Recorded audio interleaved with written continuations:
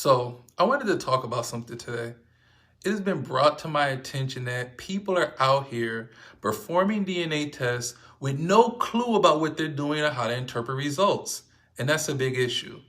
If you took a course or were taught by someone and still don't know how to interpret paternity test results, that's a problem. The test itself is just the beginning.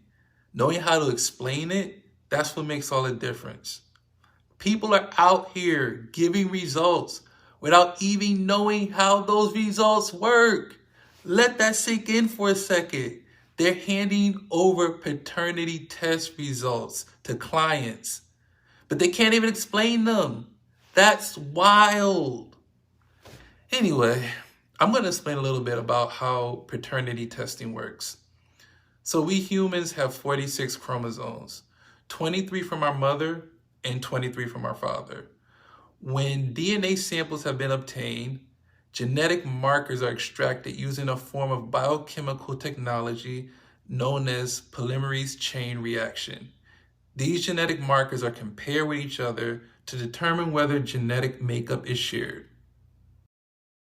So let's look at these paternity test results here. So first off, all of these are genetic markers. Okay.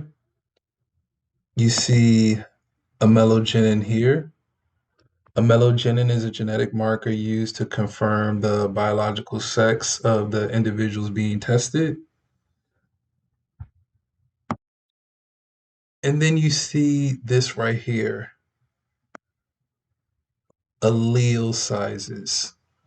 So what are alleles? Let me explain what alleles are really quick. Humans have the same set of genes, but we have different versions of those genes rather than entirely different genes from one another. And those different versions are called alleles. Okay? Each gene has multiple variants, and those variants are called alleles. And humans inherit one allele from each parent, one from their mother and one from their father. This is the reason for the diversity we see in people, like blonde hair, green eyes, dark skin, tall people, short people. So again, it's not that humans have completely different genes from one another, but rather they have different versions of the same genes. And these different versions are known as alleles. And alleles are always represented by numbers in paternity test results. And in my training, I go into detail why. So as you can see here, there's a matching allele on each genetic marker line. So there's a 19 here, a 19 here, 14 here, 14 there, 17 here, 17 there, and on and on and on and on.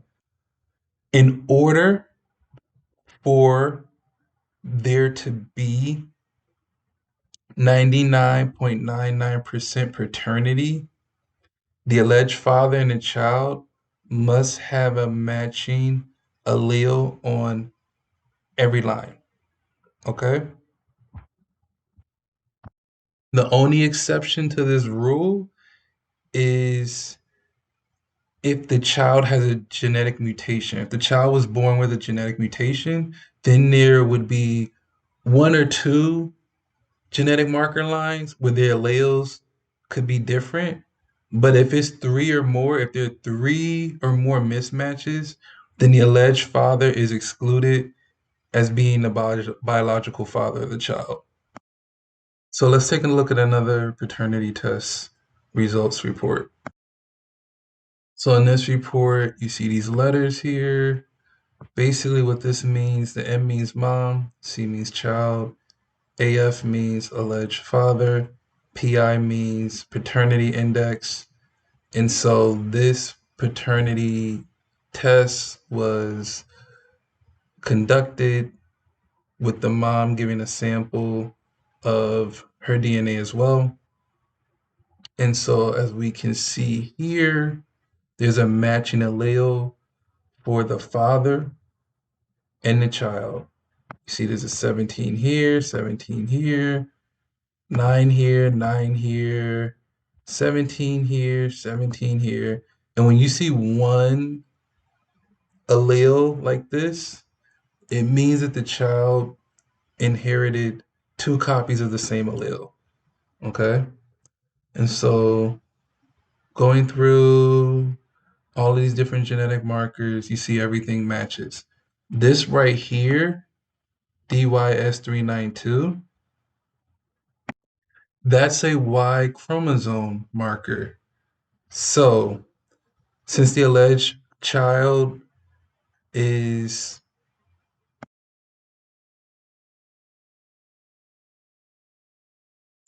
since the child is male, Y chromosome can only be passed from father to son.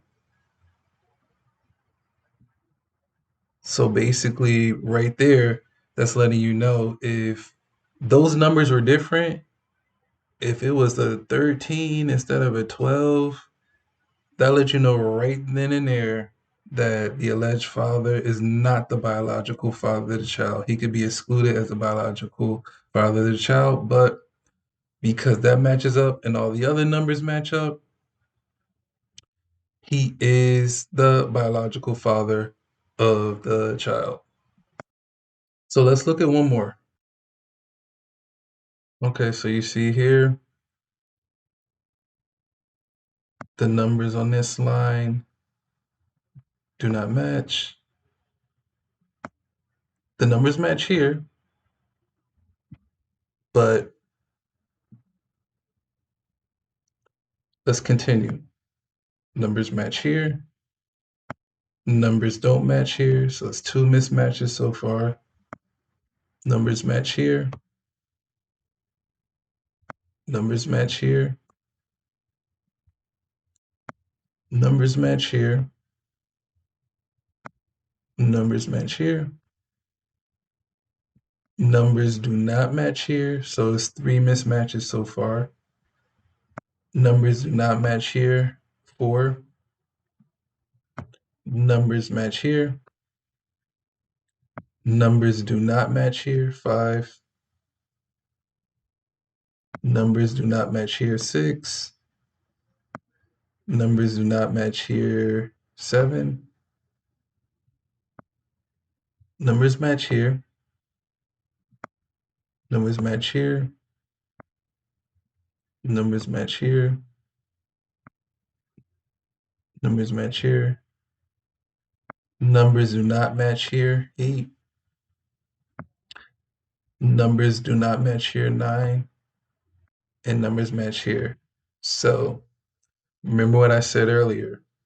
If there's 3 mismatches or more, the alleged father is excluded as the biological father of the child. Those are 9 mismatches. This is basic stuff, folks, that anybody who does DNA testing should know. This is why improper training is risky. Someone had told me how they spent their hard-earned money on a paternity test, and the person conducting the test didn't even know what an allele was, didn't even know how to pronounce the word. And after asking for an explanation of results, that person had no idea how. Couldn't even explain the results. And yet, the person claimed to be an expert in DNA testing. Yeah, that's right. You see how crazy that is? Imagine this. Imagine the client comes to you, hurt and distraught, because little Johnny isn't his. The client is in shock, emotional, and needing answers. And you as a professional, you can't even explain the test results because you weren't properly trained. You don't know what an allele is or how to read the data. How do you think the client will feel? This is exactly why training with a real mentor is so important. Would you trust somebody to perform a service on you if they didn't fully know how it worked? If they couldn't even explain to you the results? There are people out here, guys, who are quick to take your money. But if you send them a message, you get no reply. Before you spend money with anyone, and I mean anyone, contact them first. Ask them a question or two. If they don't reply back to you, if you get no reply, that's a red flag. That's why you need someone who knows their stuff, someone who responds to you when you reach out to them. You don't need someone who sells you a course and leaves you high and dry and having to fend for yourself. No, that's not right. So if you're serious about properly understanding paternity test results, DNA analysis, and how to interpret them the right way, take my training. Because you don't just get access to the course, you get access to me.